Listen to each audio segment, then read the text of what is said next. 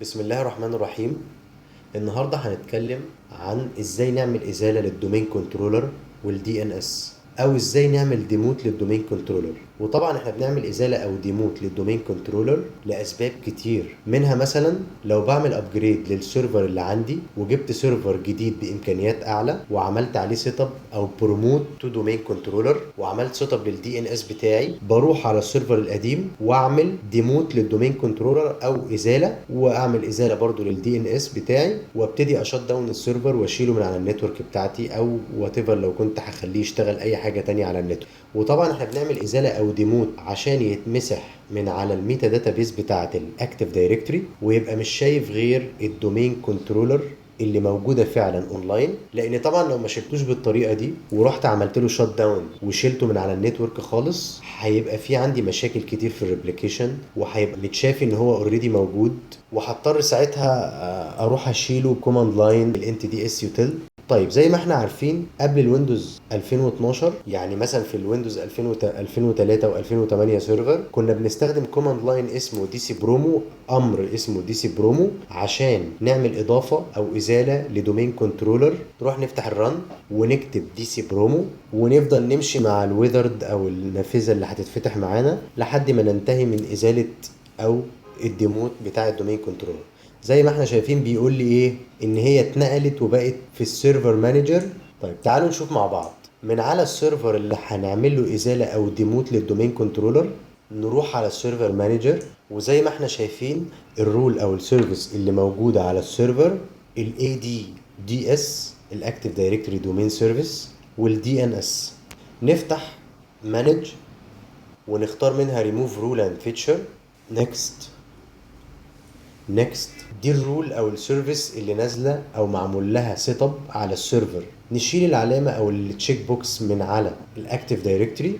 هيسالني ريموف الفيتشرز، نعمل مسح او ازاله للفيتشرز اللي الاكتيف دايركتوري محتاجها. هقول له ريموف. زي ما احنا شايفين رفض يشيل الرول، وبيقول لي ان ده دومين كنترولر ولازم الاول يتعمل له ديموت، ومطلع لي اللينك بتاع الديموت. هنضغط عليه. هيسألني على الادمن اكاونت اللي ليه الحق انه يعمل كده، ولازم طبعا يبقى دومين ادمن.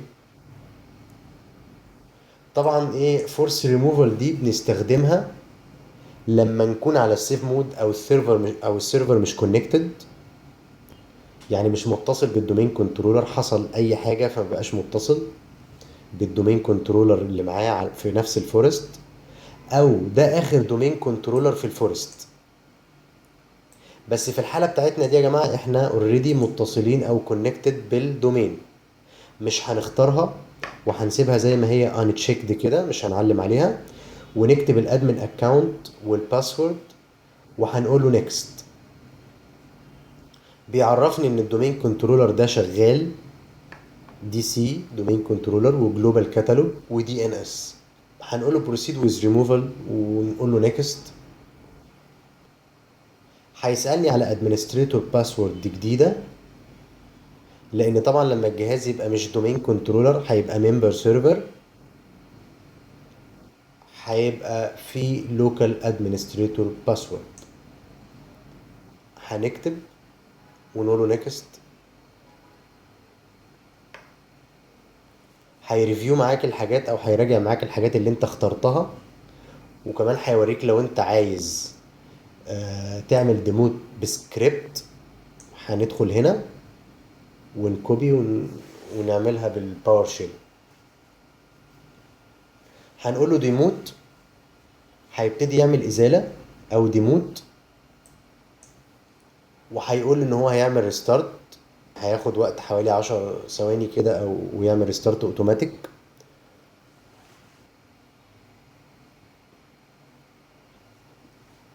هندخل اليوزر نيم والباسورد. السيرفر مانجر فتح، وطبعا كده السيرفر بقى سيرفر عادي ممبر سيرفر. وزي ما احنا شايفين هو لسه شايف ان الرول موجوده بتاعت الاكتيف دايركتوري دومين سيرفيس، وبيقول لي في الاشعارات اهو بروموت. يعني هو بقى شايف ان ده حصل له ديموت وبيقول لك بروموته انه يبقى دومين كنترولر. نعمل انستول تاني ويبقى دومين كنترولر. طيب هنسيبها طبعا ونروح نفتح المانج ونقول له ريموف رول اند فيتشر. نيكست نيكست. هنشيل التشيك بوكس من على الاكتيف دايركتوري دومين سيرفيس ونقول له ريموف الفيتشر دي. هيشيل التشيك بوكس ونقول له نيكست نيكست. ريموف ريموف. وكده يبقى مفيش دومين كنترولر محتاج ريستارت عشان يكمل ريموف او ازاله. نعمله ريستارت. تمام. ندخل اليوزر نيم والباسورد وزي ما احنا شايفين السيرفر مانجر فتح. تمام. الرول بتاعه الاكتيف دايركتوري دومين سيرفيس مش موجوده. هنروح تاني على مانج ونفتح ريموف رول اند فيتشر.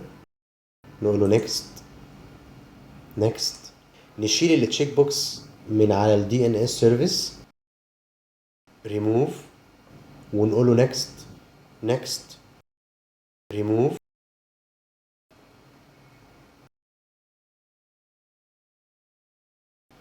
برضو محتاج ريستارت زي ما احنا شايفين.